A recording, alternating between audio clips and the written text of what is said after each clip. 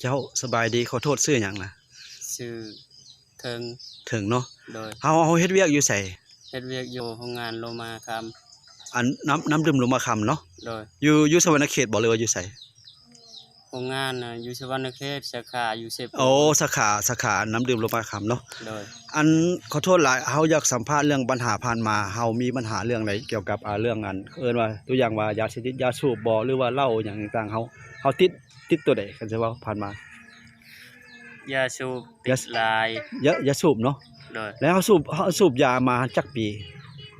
แต่อายุ18 ปี18ปีแม่นแล้วอันแล้วอันเฮาเฮ็ดจังได๋เฮาจึงเซาได้เรื่องยาสูบเฮ็ดได้ก็เศร้าบ่ได้มีผู้ลงเพจผู้หนึงนายนั้นซื้อยานำพอนี่เด้อใส่น้ำลิตรเคิกเงาปินนี่ได้โอ้เห็นอยู่ใน Facebook เนาะโดยฮะแล้วก็แล้วเฮาออกยาสูบมานี่ได้จักปีแล้วก็7 เดือนนี่แล้ว7 เดือนแล้วอายุจักปียามนี้อายุ25แล้ว25ก็ตอนนั้นติดยา18ก็โอ้หลายปีสมควรเนาะแม่นแล้วเทื่อมันบ่ยากเลยบ่ยากเลยภายหลังกินยาตอนนั้นเข้าแล้วเทื่อบ่ยากเนาะโดยรสชาติมันเปลี่ยนแบบว่าบ่ยากหยังเลยเนาะบ่ยากหยังเลยกินข้าวอิ่มก็เฉยๆอยู่เฉยบ่ได้ขึ้นจากสูบ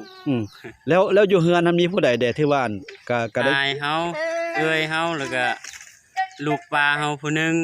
อันที่ว่าสูบยานำกันนะสูบยานำกันแต่เอายานำพอนี่ก็เซาเลยฮอดเดี๋ยวนี้ไปกินแล้วเซาเลยเนาะโดยก็7-8 เดือนแล้ว